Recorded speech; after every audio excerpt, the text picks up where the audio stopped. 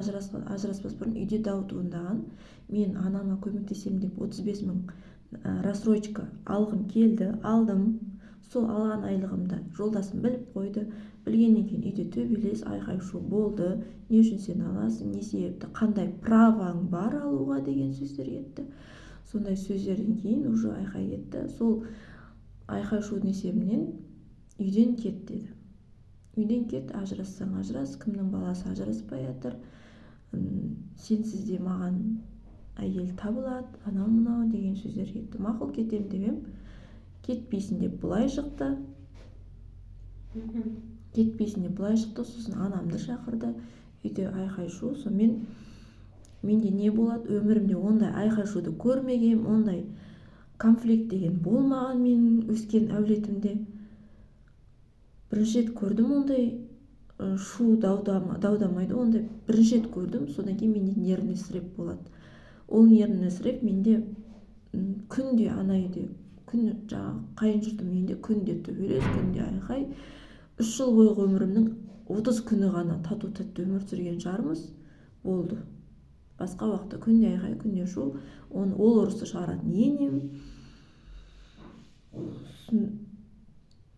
Өзім намысыма тиетін сөздер айтады. Көшеден тауып алғанмын, әкең жоқ, бауырың жоқ, іздейтін адамың жоқ, кімге керексің деп шешеммен боқтайды. Енем қолымен нұқып бейшарасың дейді.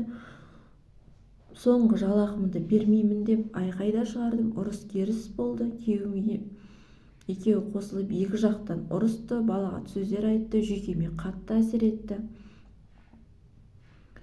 Скорыймен больницаға түстім, нервный срывтың арқасында.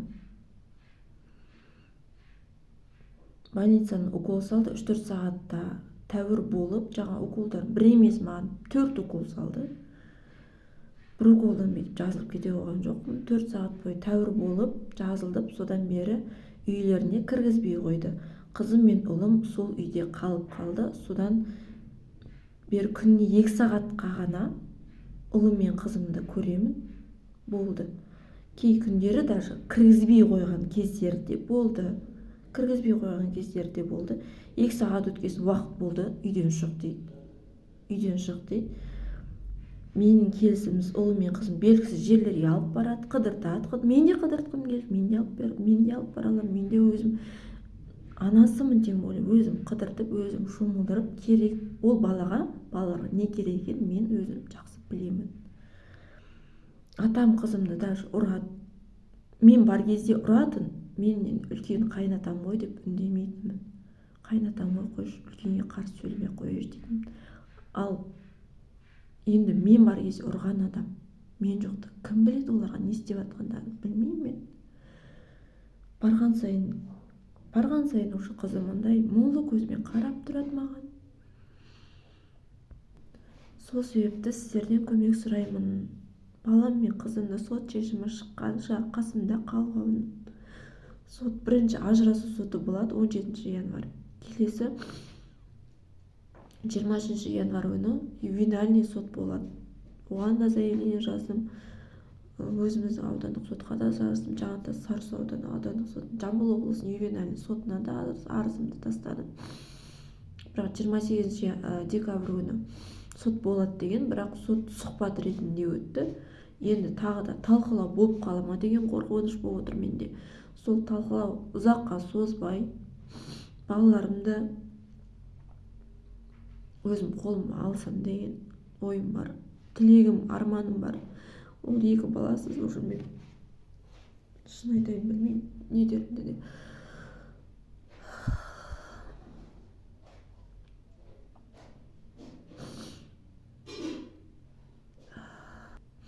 Баламды сұрап мен ровдға да бардым. ИДН Марат, фамилиясын білмеймін. Марат деген жігіт білет, мен ұшта қайта барып жүргенімді, қайта балаларымды алып берші деп айтқанымды. Қалжанов Қуаныш та білет, ұшта мен балаларымды алмай отқанымды. Оған бардым, олар айтады, соттың шешімі шықсын, алып береміз дейді. Қай жерге бардым, бүкіл заңгерлерге уже хабарласып шықтым. Ешкім несі, соттың шешімі шықсын. жеңіске де бардым опекунствоға да. Опекунство біз ештеңе істей алмаймыз, қолымыздан түк келмейді, біз тек кесте құрып бере аламыз, болды, одан басқа біздің қолымыз баланы сізге алып бере алмаймыз деді. Сондай нелер. Енді бар үмітім сіздерде болып тұр, басқа амалым қалмады. Общественниктерге де бардым. Енді ана болғаннан кейін не істемеймін, баламды көруім керек, қасыма алуым керек. Сол себепті сіздерден сұрап өтінерім, мен балам мен қызымды қасыма, өзім шаңырағыма, өзім үйіме алып берулеріңізді сұраймын.